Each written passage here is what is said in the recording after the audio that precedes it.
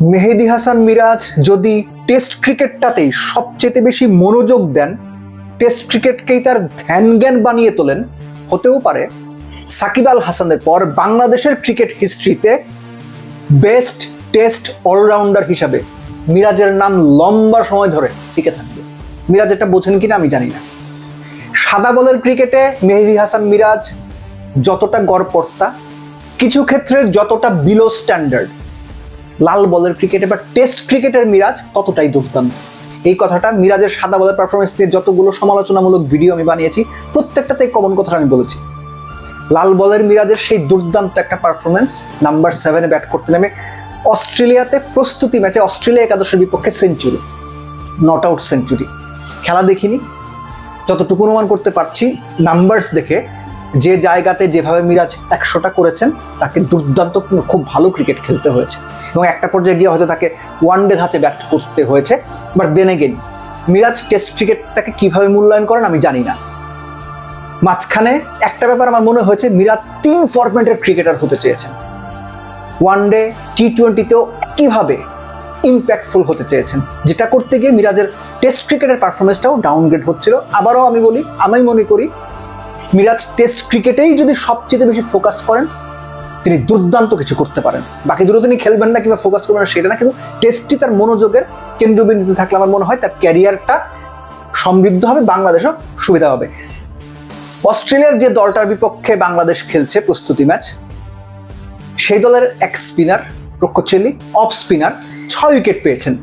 নাম্বারটা দেখে একটু স্তম্ভিত বলবো না, একটু ধাক্কা খেলাম। আবার এটা খুব স্বাভাবিকভাবে নিয়ে নিলাম যে বাংলাদেশের ব্যাটসম্যানরা তো খুব আনকোরা অচেনা বোলারকে উইকেট দেয়। বাট আরিফুল ইসলাম রনি ভাইয়ের একটা লেখা আমি পড়লাম, সেখানে তিনি স্পষ্ট করেই মেনশন করেছেন যে গত 4-5 সিজন ধরে অস্ট্রেলিয়ার ঘরোয়া ক্রিকেটে রক্ষচেলি দারুণ বল করছেন। So that is fine enough, fair enough তার 6 উইকেট পাওয়ার পেছনে। কিন্তু এখানে খুব টেকনিক্যাল একটা ব্যাপার আছে, সেটা হচ্ছে 6 উইকেট যে পেয়েছেন, বাংলাদেশের ব্যাটারদের যে জুজুটা বিভিন্ন সময়ে ঘাড়ে, কাঁধে, চোখে, নাকে, মুখে, পায়ে, প্যাডে ভর করে, that is off spinner left handed batsman Sadman, Mominul, Soumya, 6 জনের এই 3 জন বাহাতিকে ওই রকম ওই যে অফ স্পিনার আউট করেছেন। তাইজুলকে আউট করেছেন। মুশফিকের আউটটা আমি দূরে সরিয়ে রাখছি, হাসান মাহমুদের উইকেটটা দূরে সরিয়ে রাখছি। খেয়াল করে দেখেন 6 উইকেটের 4টাই বাহাতি ব্যাটসম্যান। টপ অর্ডারের যে 3 জনের প্রথম 2 জনের উইকেট নিয়েছেন, 2 জনই বাহাতি ব্যাটসম্যান। সো এটা একটা প্রপার ইন্ডিকেশন যে এই যে লেফট হ্যান্ডেড ব্যাটসম্যানরা বাংলাদেশের অফ স্পিনারের বিপক্ষে যে স্ট্রাগল করেন সেটার একটা এক্সটেন্ডেড ভার্সন। আমি এই কথাটা বাংলাদেশ যখন দল ঘোষণা করে অস্ট্রেলিয়ার বিপক্ষে 2 টেস্ট সিরিজের, তখনই বলেছিলাম যে টানা 5 জন বাহাতি। সো এইটা আসলে অপোনেন্টের জন্য প্ল্যানগুলো অনেক ইজি করে দেবে।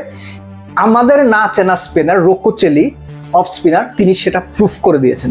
এনিওয়েজ বাংলাদেশ 263 যে করতে পেরেছে সেটা মিরাজের কল্যাণে। সবচেয়ে ভালো দিক ইনিংসটার মিরাজ নট আউট থেকেছেন, 141 বলে 109 নট আউট, 77 তার স্ট্রাইক রেট। এবং সৌম্য যখন আউট হয়েছে তখন 158 রান ছিল। শেষ 3 উইকেটে বাংলাদেশ 100-র ওপরে রান যোগ করেছে এবং শেষ উইকেটে 69 রান যোগ করেছেন মিরাজ খালেদকে সঙ্গে নিয়ে। সো বোঝাই যাচ্ছে তিনি খুব ভালো ব্যাট করেছেন। সো এই মিরাজকেই আমরা দেখতে চাই, টেস্টের মিরাজ। আবার ওই টি-20-র পারফেক্ট অলরাউন্ডার, ওয়ানডের পাওয়ার হিটার, এগুলো হতে গিয়ে মিরাজ টেস্টের পারফরমেন্সটাকে নিচে নামাই দিয়েন না ভাই, প্লিজ। সো বাংলাদেশ বোলিংটাও খারাপ করেনি। হাসান মাহমুদ, আমি নাম্বার দেখলাম, খেলা তো আর দেখতে পারিনি বা দেখিনি, 4 ওভার 2 মিনিট 4 রান দিয়েছেন বোধ হয়, দুর্দান্ত বল করেছেন। তাসকিন অ্যাজ ইউজুয়াল উইকেট পেয়েছেন শুরুতেই। সো বাংলাদেশ প্রস্তুতি ম্যাচের হিসেবে ব্যাটিংটা তো ভালো হয়নি। মিরাজের ওই ব্যাটিংটুকু বাদ দিলে শান্ত বোধহয় 33 করেছেন, সাদমান বোধহয় 30-32 করেছেন। এছাড়া কেউই আসলে বলার মতো কোনো রান করতে পারেননি। 263 করেছে বাংলাদেশ, সেখানে মিরাজের 109 নট আউট। সো ব্যাটিংয়ের কলাপসটা বা ব্যাটিংটা খারাপ করতে না পারা বা টপ অর্ডার ভালো করতে না পারা, অ্যাজ এক্সপেক্টেড এটা হয়েই আসছে, সব রকম ফরম্যাটেই হয়ে আসছে। সো অস্ট্রেলিয়া 11-এর বিপক্ষে যে সেটা হচ্ছে, অবাক হওয়ার কিছু নাই। সো বাংলাদেশ অ্যাটলিস্ট ডারউইন অঞ্চলের যে উইকেট, সেখানে আমরা এর আগেও দেখেছি যে টিপিক্যাল যে অস্ট্রেলিয়ান উইকেটগুলো থাকে সেরকম না, স্পিনাররা কিছুটা হলেও সুবিধা পান, একটু সময় কাটাতে পারলে ব্যাটিং করাটা তুলনামূলক সহজ হয়ে যায়। এই ব্যাপারগুলো আছে, টেস্টে কি হবে আমি জানি না, কিন্তু এই ম্যাচেও সেটাই নাম্বার দেখে সেটাই মনে হয়েছে। বাংলাদেশ ইউনিট ওয়াইজ একেবারে খারাপ করেনি, টপ অর্ডার যেভাবে ধরেন রান পাচ্ছে না বা টেস্টে যেভাবে তারা কলাপস করে বা ফেল করে, ওই জায়গা থেকে একেবারে খারাপ করেনি। সো সেকেন্ড ইনিংস বাংলাদেশ যদি ব্যাট করে হোপফুলি টপ অর্ডার সেখানে রান পাবে সেটা এক্সপেক্ট করবে। একই সঙ্গে বোলারদের কাছ থেকেও দুর্দান্ত কিছু নাম্বারস দেখতে চাই, যে তারা আসলে ঠিক কেমন বল করেন অপোনেন্টের এগেনস্টে। কেননা এই অপোনেন্টটা অস্ট্রেলিয়ার মূল দলের তুলনায় হয়তো 4 ভাগের 1 ভাগ, স্বাভাবিকভাবে আমরা সেটা বলতে পারি।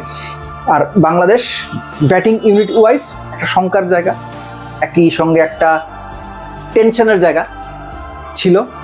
এই পার্টিকুলার ইনিংসটা তো সেটাই দেখা গেছে। বাট দেন এগেন মিরাজের ওই 100টা অ্যাবসলুটলি ব্রিলিয়ান্ট। আবারও বলছি, মিরাজ যদি শুধুমাত্র টেস্ট ক্রিকেটে সবচেয়ে বেশি কনসেন্ট্রেট করেন, টি-20 এবং ওয়ানডেটারকে বাদ দিতে বলছি না, টি-20 এবং ওয়ানডেতে যতটুকু কনসেন্ট্রেট করবেন, টেস্টটাকে যদি মূল ক্রিকেট হিসেবে তার ফোকাসের জায়গায় রাখেন, মিরাজ সত্যিকার অর্থেই বাংলাদেশের টপমোস্ট অলরাউন্ডার হিসেবে হয়তো ক্যারিয়ারটা শেষ করতে পারবেন, যে সাকিবের পর টেস্টের অলরাউন্ডার হিসেবে মিরাজের নামই লম্বা সময় উচ্চারণ হবে। যদি সেটা না করেন, 3 ফরম্যাটের জন্য ইকুয়ালি অলরাউন্ডার হতে যান, তাহলে গ্রেট হওয়া তো দূরের কথা, ওই এভারেজ স্ট্যান্ডার্ডের একজন অলরাউন্ডার হিসেবেই হয়তো ক্যারিয়ারটা শেষ করতে হবে।